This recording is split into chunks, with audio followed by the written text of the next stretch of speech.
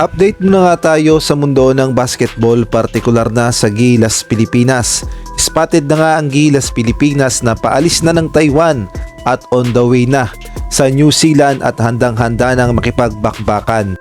Samantalang mayroon namang nakapuna sa last 2 minute ng fourth quarter kung saan natapik daw ng Chinese Taipei ang bola at dapat daw ay sa Gilas ang ball possession, ngunit bago yan, pakipindot naman ang like, subscribe at ang notification bell para updated ka sa lahat ng aking ina-upload.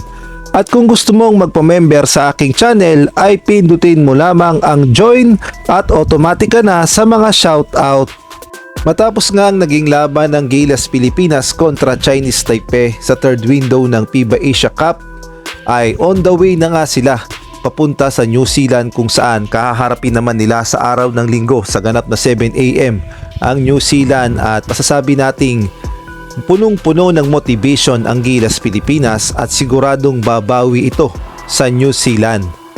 Samantalang ang New Zealand naman ay nakabuena mano na sa third window kung saan pinadapa nga nila ang Hong Kong at sila nga ay tumabla na sa Gilas Pilipinas sa standing sa Group B sa record na 4-1. Kaya naman sa linggo ay magkakaalaman kung sino nga ba ang mauuna sa standing sa Group B, ang Gilas Pilipinas ba o ang New Zealand. Ngunit ang head coach ng New Zealand ay hindi nga nagpapakampante dahil alam nila ang kakayahan ng Gilas Pilipinas.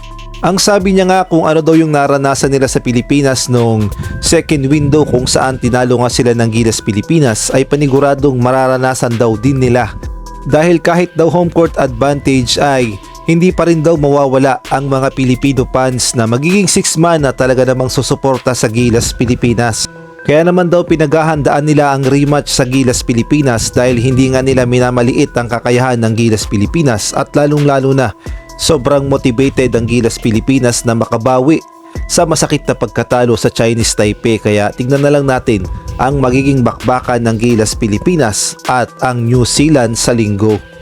At bago nga tayo magpatuloy, shoutout muna kay Jeffrey Cruz, Marcelino Junior Cruz, Salvatores, Catherine Vigilia, Kuya Moto TV at kay Jamie Amadar. Isang malaking shoutout din kay Robert Aquino, Chodoro Alonso, Malyari Mascariñas, Ronald Bredosidad, Nel Herbito at isang malaking shoutout din kay Arnel Legaspi Tolentino, Mario Martir, Lynn Cordero, Mary Grace Sigua at kay Tirso Maceda Tears.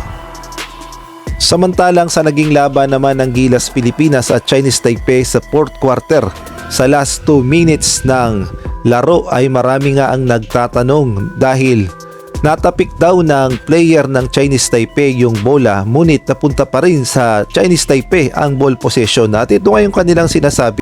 Makikita natin na hawak ni Justin Brownlee yung bola at may nagtapik nga sa likod. Tapos itong player sa harapan ay tinapik din, kaya naman ang nangyari, ang last touch talaga dito yung Chinese Taipei player. At kung ating titignan na napakalinaw dito sa review ay makikita nating last touch talaga ang Chinese Taipei. At dahil nga dyan ay humingi pa nga ng coach challenge si Justin Brownlee at si coach Tim Cone.